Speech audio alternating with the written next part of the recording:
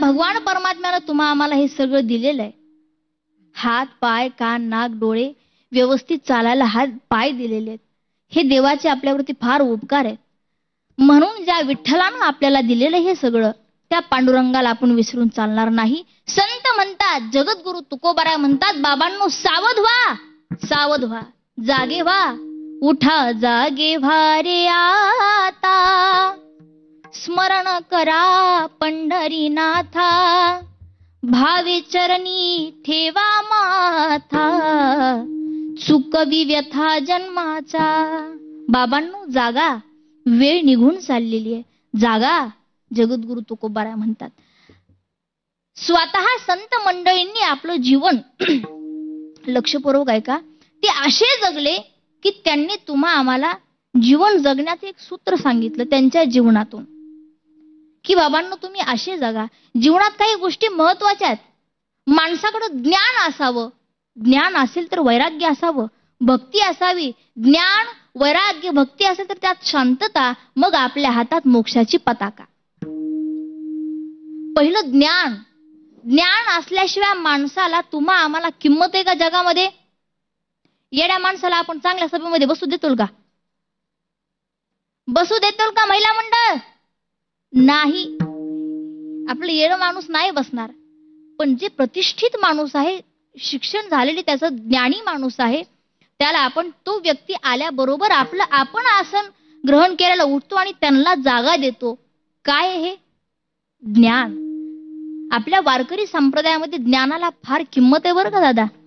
मी जरी ह्या व्यासपीठावरती उभे, माझं वय लहान आहे, तुमच्यापेक्षा मी कितीतरी पटीनं तुम्ही माझ्या ठिकाणी, आजूबाजूच्या ठिकाणी आहात, पण तरी सुद्धा कीर्तन झाल्यानंतर कीर्तनकार जरी छोटे असतील तरी त्यांचं आपण दर्शन घेतो. का? ही त्या महाराजाला किंमत आहे का त्याच्या ज्ञानाला? आपण ज्ञानाचं दर्शन घेतो की बाबा तुम्ही ज्ञानाने मोठे आहात. जीवनात ज्ञान असावं. ज्ञान असेल तर वैराग्य असावं बरं का दादा. वैराग्य का? कारण ज्ञान आलं की माणसाला वाटतं की माझ्यासारखा शहाणा मीच, बाकी कोणी. हे ज्ञान सांगतं आपल्याला. ज्ञान आलं की माणूस अहंकारी होण्याची शक्यता आहे. म्हणून वैराग्य त्यामध्ये काय आहे? महत्वाचं आहे. वैराग्य असेल तर भक्ती असावी. ज्ञान, वैराग्य असेल. ज्ञान आणि वैराग्याची आई ही भक्ती आहे. मग ज्ञान आणि वैराग्य असेल आणि त्यात भक्ती नसेल तर त्या ज्ञान आणि वैराग्याचं जीवन हे पोरकं आहे. म्हणून ज्ञान, वैराग्य, भक्ती आणि त्यात शांतता. माणूस शांत असावं, माणसानं शांत असावं.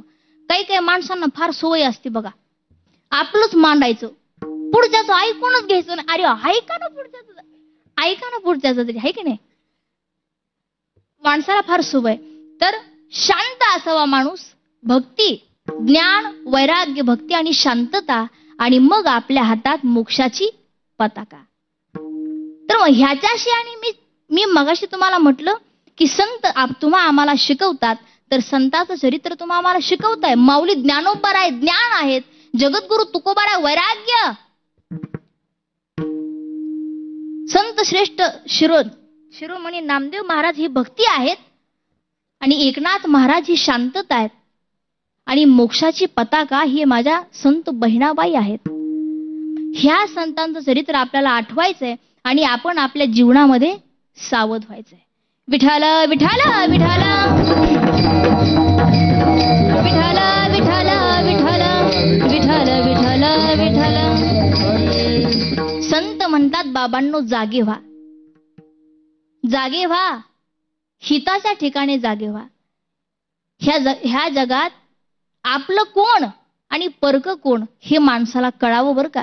ज्याच्यासाठी आपण, ज्या परिवारासाठी आपण एवढं रात्रंदिवस धावपळ करतोय, खरंच ते आपले आहेत का?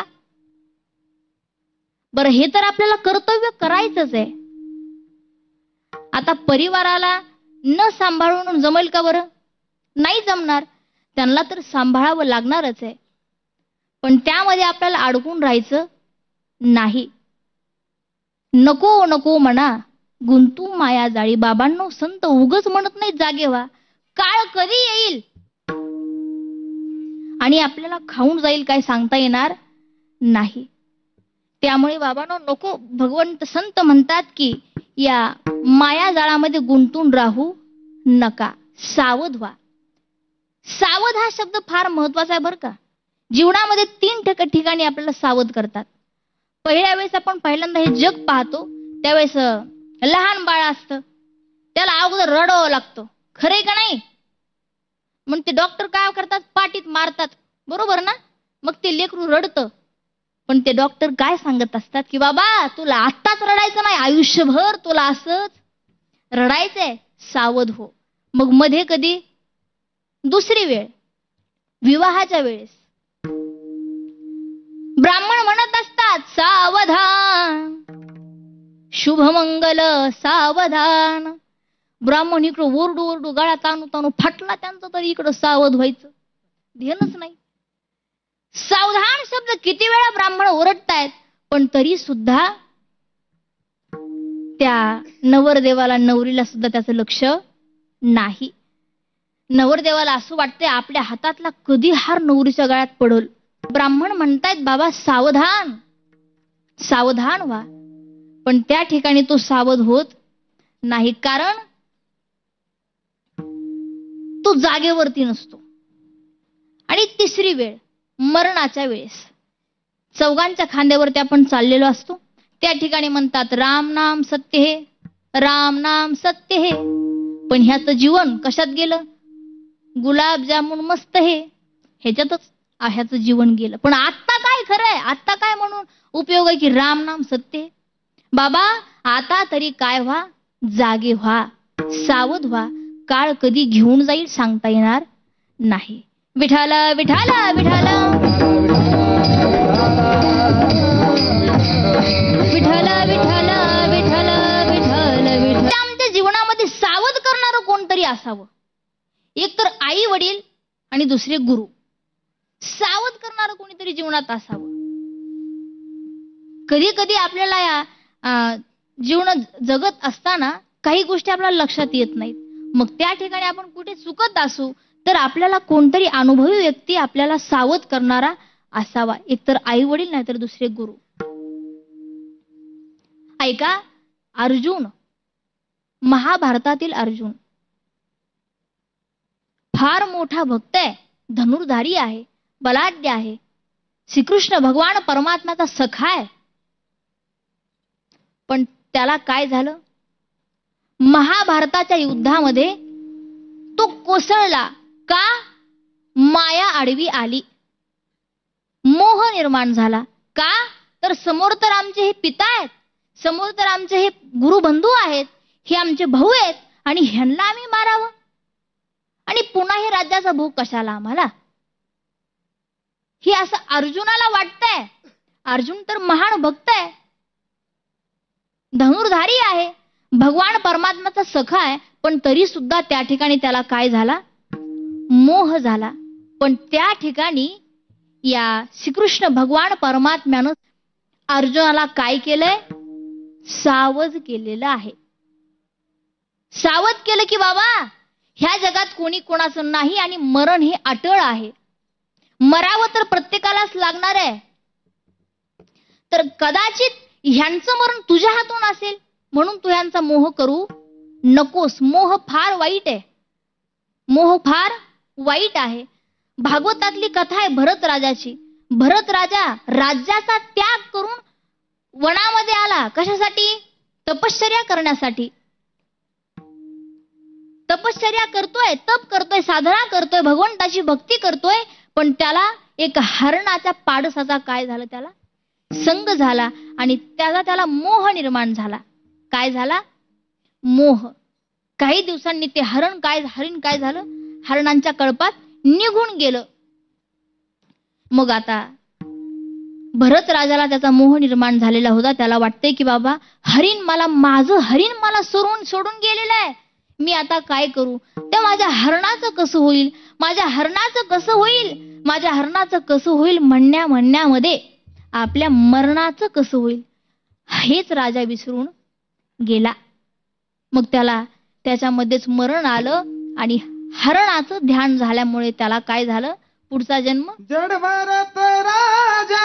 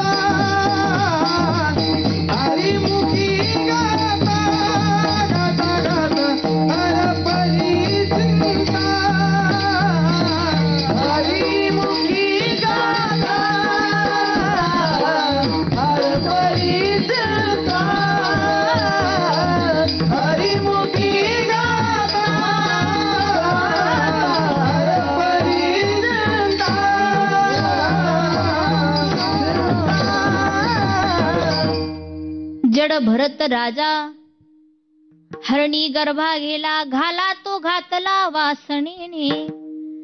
भरत राजाला हरणाचा जन्म मिळाला. आला कशाला होता? पांडुरंगाची भक्ती करायला, मोक्ष प्राप्त करण्यासाठी तो आलेला होता. पण हरणाचा मोह झाला आणि त्याला पुन्हा हरणाचा जन्म मिळाला. का? मोह. मोह फार वाईट आहे. पण इथं अर्जुनाला मोह झालाय, माया आडवी आलेली आहे. पण सावध करणारा कोण होता? जगाचा मालक श्रीकृष्ण भगवान परमात्मा. भगवान परमात्मा म्हटला, अर्जुना तू एक श्रेष्ठ धनुधारी आहेस. आपल्याला धर्माची या ठिकाणी स्थापना करायची आहे. आपले हे जरी भाऊ बंधू पिताक असतील तरी सुद्धा हे अधर्मानं वागलेले आहेत. मग ह्यांचा नाश होणंच बरोबर आहे. म्हणून तू ह्यांचा मोह करू नकोस. हे अधर्मानं वागलेले आहेत, ह्यांचा नाश होणं हे निश्चित आहे. त्याच्यामुळं तू ह्यांचा मोह करून बसू नकोस. श्रीकृष्ण भगवान परमात्म्यानं सावध केलं कोणाला? अर्जुनाला. आणि त्या ठिकाणी 100 कौरव धारातीर्थी पडले आणि 5 पांडवांचा विजय झाला. म्हणून आपल्या जीवनामध्ये सावध करणारं कोणीतरी असावं. म्हणून संत जगद्गुरु तुकोबारायांनी आपल्या जीवनात कोणी नसेल तर बाबा मी सांगतो तुम्हाला, सावध व्हा. ही माया फार वाईट आहे. सावध व्हा. आणि कुठे जा? भगवान परमात्म्याच्या जागरणाला जा, की ज्या ठिकाणी आपलं हित आहे. माणसाला हित कळावं. हित काय? हित ते करावे देवाचे चिंतन करोनिया मन शुद्ध भावे. भगवान परमात्म्याच्या नामामध्ये आपलं हित आहे. बाकी या गोष्टीमध्ये आपलं हित आहे का नाही हे मी सांगणार नाही. पण खरं मूळ हित आपलं भगवान परमात्म्याच्या नामामध्ये. तर आपण हिताच्या ठिकाणी जागे व्हा, सावध व्हा. जगद्गुरु तुकोबाराय म्हणतात, मी तर सावध झालो, सावध झालो, सावध झालो, हरीच्या आलो जागरणा. मी काय आलो? भगवान परमात्म्याच्या चरणाजवळ आलो. मी सावध झालो आणि कुठे गेलो? अभंगाचं 2य चरण. जेते वैष्णवाचे भार, जेते वैष्णवाचे भार, जेते वैष्णवाचे भार, जेते वैष्णवाचे भार, जेते वैष्णवाचे, जेते वैष्णवाचे, जेते वैष्णवाचे भार, जेते वैष्णवाचे भार, भार, जेते वैष्णवाचे भार,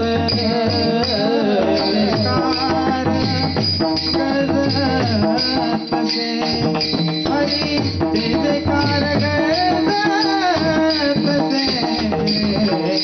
जेते वैष्णवाचे भार,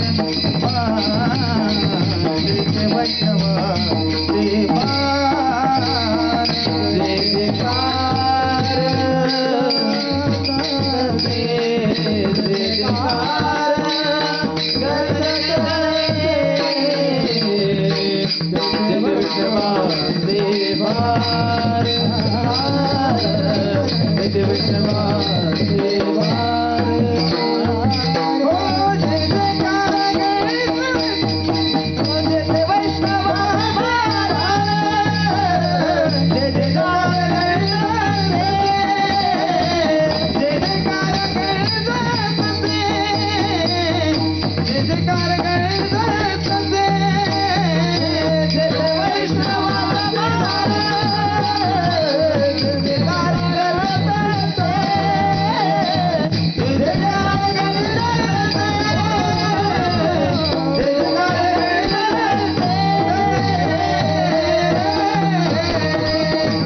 वैष्णवांचे भार, जय जयकार गरजतसे. तुकोबाराय म्हणतात, आम्ही सावध झालो आणि कुठे आलो? जेथे वैष्णवांचे भार, जय जयकार गरजतसे. आम्ही कुठे आलो? भगवान परमात्म्याचं ज्या ठिकाणी नामस्मरण चाललेलं आहे, भगवंताच्या नामाचा उदो उदो चाललाय, आम्ही त्या ठिकाणी आलो. वैष्णवांचे भार. जगद्गुरु तुकोबाराय कुठल्या साधकाकडे का गेले नाहीत? कुठल्या साधूकडे का गेले नाहीत? कोणत्या गृहस्थाकडे का गेले नाहीत? भक्ताकडे का नाही? वैष्णवच का? तर ऐका ना, वैष्णवा संगती सुख वाटे जीवा. वैष्णवांचं फार महत्व सांगितलेलं आहे. 6 वैष्णव आहेत. त्यांचं आपण नामस्मरण जरी केलं, साधं स्मरण जरी केलं, तरी सुद्धा आपल्या पापाचं त्या ठिकाणी काय होतो? नाश होतो. ते वैष्णव कोण आहेत? तर बलिर्बिभीषणो भीष्मा प्रल्हादो नारदो ध्रुवा षडे ते वैष्णवास्तेषा स्मरणं पापनाशनम. बली, बिभीषण, बलिर्बिभीषणो भीष्मा, प्रल्हाद, नारद आणि ध्रुव हे 6 वैष्णव आहेत. त्यांचं आपण स्मरण जरी केलं तरी सुद्धा आपल्या पापाचं त्या ठिकाणी काय आहे? नाश आहे. म्हणून जगद्गुरु तुकोबाराय म्हणतात, आम्ही कुठे आलो? वैष्णवांचे. जेथे वैष्णवांचे भार जय जयकार गरजतसे. आम्ही कुठे आलो? तर ज्या ठिकाणी भगवंताच्या नामाचा खरंच उदो उदो चाललेला आहे, ज्या ठिकाणी संकीर्तन चाललंय, ज्या ठिकाणी भगवंताच्या कथा चाललेल्या आहेत, संतांच्या कथा चालल्यात, आम्ही त्या ठिकाणी आलो आणि स्मरण करायला, नामस्मरण करण्यासाठी आम्ही सुरुवात केली. असं कोण म्हणतात? माझे जगद्गुरु तुकोबाराया. आम्ही स्वतःला भाग्यवान समजतोय. का समजतो? कारण या मृत्यूलोकात जी माया आहे, जी अज्ञानाची तुम्हा आम्हाला झोप आहे, ती झोप आमची पळून गेली, म्हणून आम्ही स्वतःला भाग्यवान समजतो. अभंगाचं 3य चरण. पळोनिया गेली झोप, पळोनिया गेली झोप, पळोनिया गेली झोप, पळोनिया गेली झोप,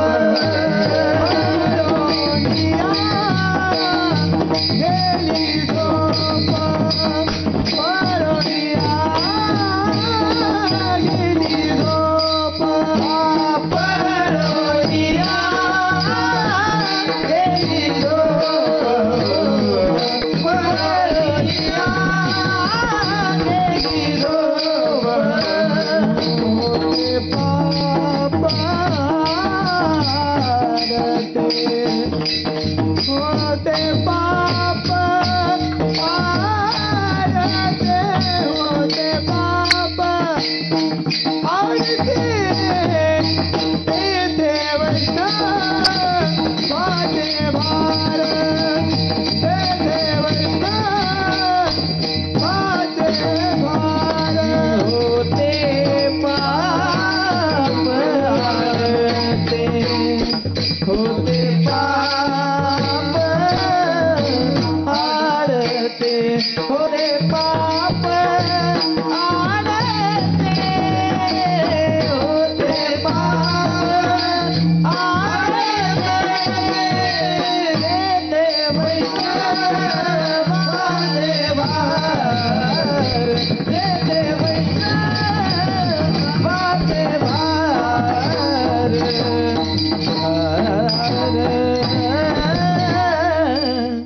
जगद्गुरु तुकोबाराय म्हणतात, आमची अज्ञान रूपी झोप जी होती ना, ती पळून गेली.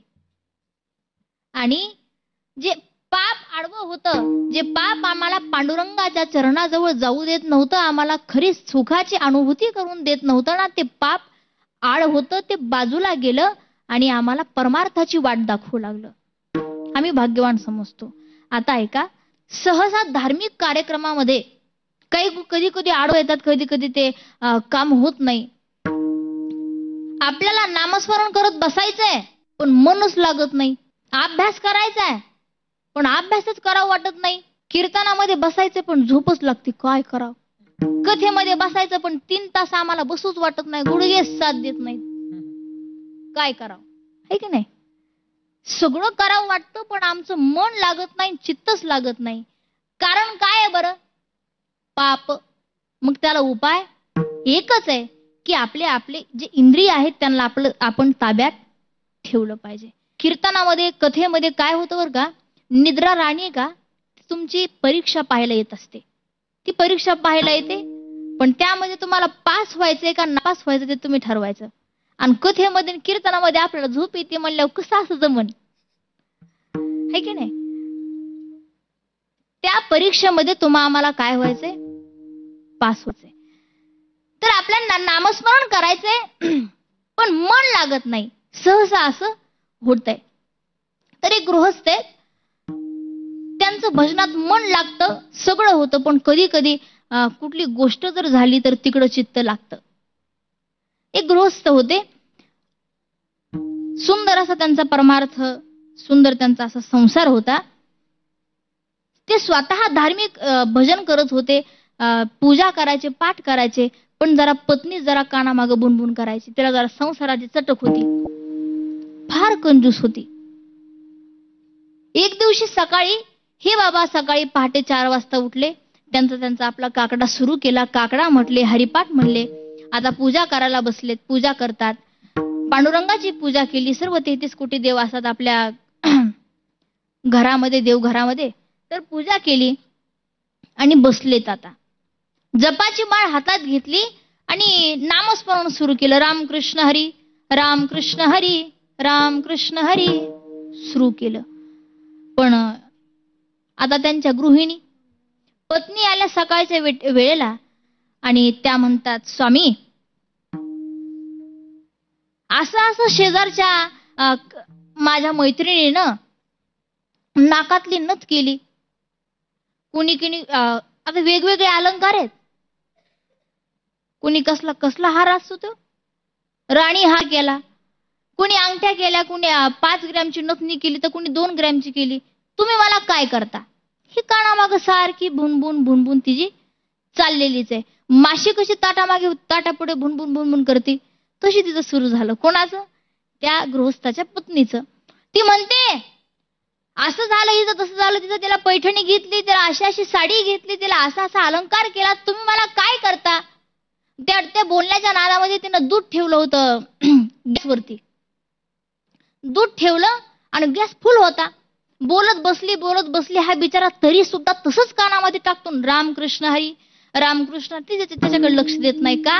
कारण त्याला माहितीये हिचं रोजच चाललेलं आहे. किती आणलं तरी हिला कमीच पडतं, तर आम्ही तरी काय करावं? म्हणून हा बिचारा हिच्याकडे लक्ष देत नाही. तसंच त्याचं नामस्मरण चालू आहे. रामकृष्ण हरी, रामकृष्ण हरी. मग ती बोलली आणि दूध तसंच राहिलं. तिनं पण लक्ष दिलं नाही आणि तशीच ती उठली आणि शेजारणीकडं जाऊन बसली. कोण? गृहस्थाची पत्नी. ते शेजारणी पशु जाऊन बसली आणि हा इकडे बिचारा रामकृष्ण हरी, रामकृष्ण हरी भजन सुरू आहे जपाची माळ घेऊन. पण ह्याचं अचानक लक्ष कुठं गेलं? गॅसवर. आणि गॅसवर काय होतं? आणि शेतकऱ्याला जीवापेक्षा जास्त ज्याच्यावरती जीव असतं ते म्हणजे काय? दूध. आहे की नाही महिला मंडळ? तुम्हाला सगळ्यात जास्त कुठं ठेवू ग बाई? शिक्यावर ठेवू का फ्रीज मध्ये ठेवू? कुठं ठेवू नेमकं दूध? का तर मांजर येईल, काय लवंडल, काहीतरी होईल. दुधाची फार आपल्याला काळजी वाटते, सारखी काळजी. जेवढी आपल्याला पप्याच्या बापाची काळजी नाही तेवढी आपल्याला दुधाची काळजी वाटते. मग हा बिचारा पण दुधाकडं पाहतोय. पाहिलं तर गॅस फुल आहे आणि त्याचं नाम तर सुरू होतं रामकृष्ण हरी. गॅसवरचं दूध पाहिलं, दूध तर गॅसवर आहे. तेवढ्या दुष्काळात 13वा महिना तिथं मांजर पण आली आणि बोका पण आला. मग काय करावं त्या विचारानं? त्याला तर वाटतंय आता गेलं दूध, काय राहिलं नाही. हे आपलं रामकृष्ण हरी म्हणायचं. आता तर मांजर जवळ आली, इकडून मांजर, इकडून बोका, दूध मधी. ह्याला वाटते आता काय करावं? मोठी पंचायत झाली. इकडं उठावं तर आपला रोजचा नियम मोडल, करावं काय? मग ह्याच्या डोक्यात एक आयडिया आली. त्याला वाटलं आता एक काम करावं. त्यांनी काय केलं? जप तर सुरू आहे, ते म्हणतात रामकृष्ण हरी, रामकृष्ण हरी. पलीकडे मांजर होती, बोक होते, त्याला काय म्हणायचं? रामकृष्ण हरी, फिर रामकृष्ण हरी. हे त्यांनी पर्याय सुरू केला ना. आता काय करावं? दुसरा तर कुठला इलाज नाही. उठावं तर नियम मोडल, काय करावं? म्हणून ह्यांनी काय करायचं? रामकृष्ण हरी, रामकृष्ण हरी, फिर रामकृष्ण हरी, रामकृष्ण हरी. हे फिर करायला ह्यांनी सुरुवात केली. मग असं करत करत काय झालं, त्याचं जपाचा माळ झाली, माळ पूर्ण झाली. त्यांनी माळ बाजूला ठेवली आणि हाक मारली. कोणाला? त्याच्या पत्नीला.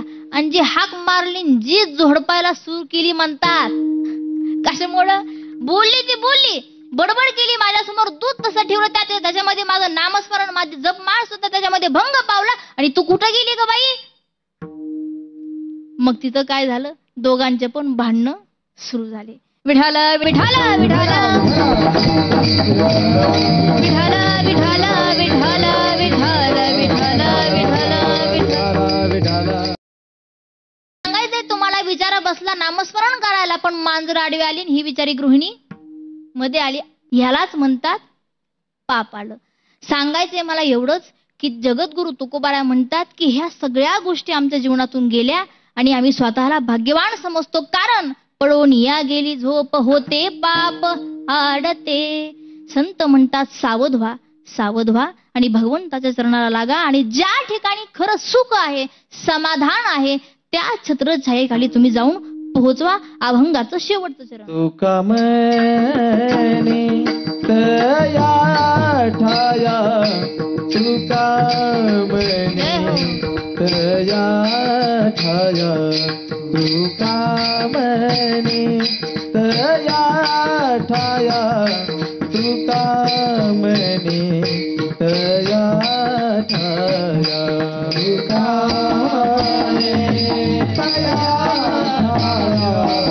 म्हणे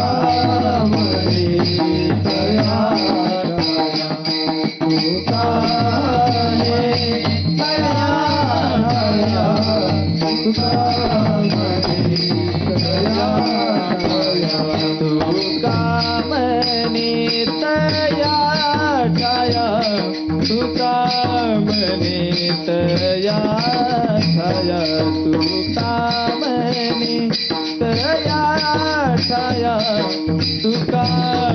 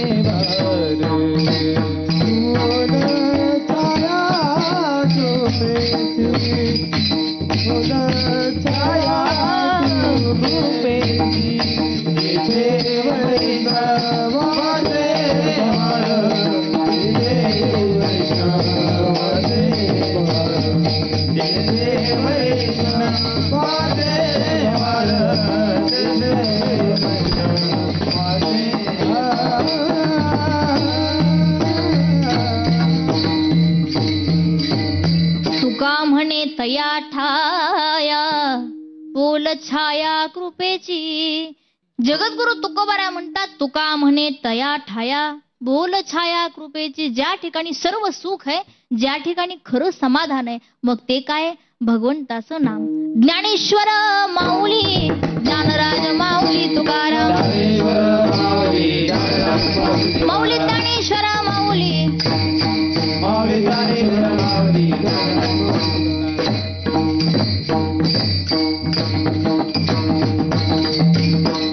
आता लक्षपूर्वक आहे का? मी सांगितलेलं तुम्हाला कळलं का दादा काका? झोपले काय? सांगितलेलं समजावं आणि पूर्ण. आता जेवढं सांगायला तेवढं सांगितलं म्हणा, पण जगद्गुरु तुकोबारायांचा हा अभंग सावध व्हा असं सांगतात, बाकी काही नाही. सावध व्हा, ज्या ठिकाणी आपलं हित आहे, ज्या ठिकाणी कल्याण आहे, त्या ठिकाणी सावध व्हा. माणसाला कळावं, नाहीतर हे कळलं नाही तर मग काहीच नाही. हे जरी नाही कळलं, हे जरी नाही कळलं, मग दुसरा येईल.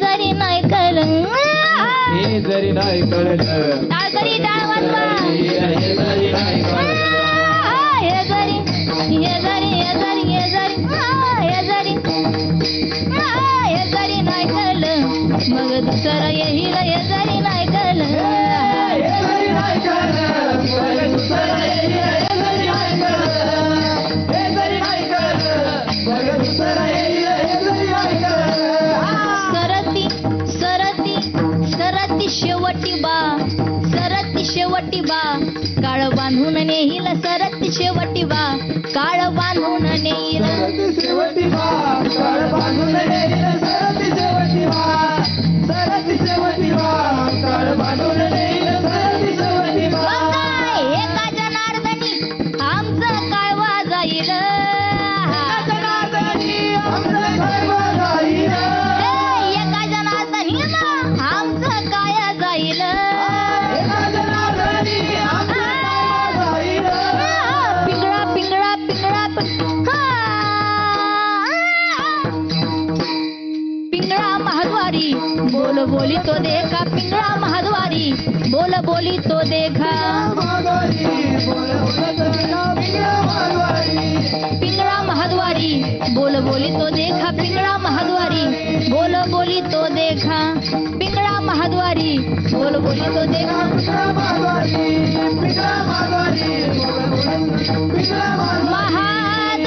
महाद्वारी राम.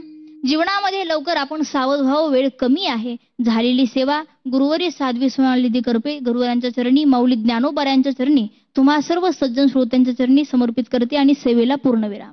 जय विठ्ठल जय जय विठ्ठल जय विठ्ठल जय जय विठ्ठल जय विठ्ठल जय जय विठ्ठल हो जय विठ्ठल जय जय विठ्ठल बोली करू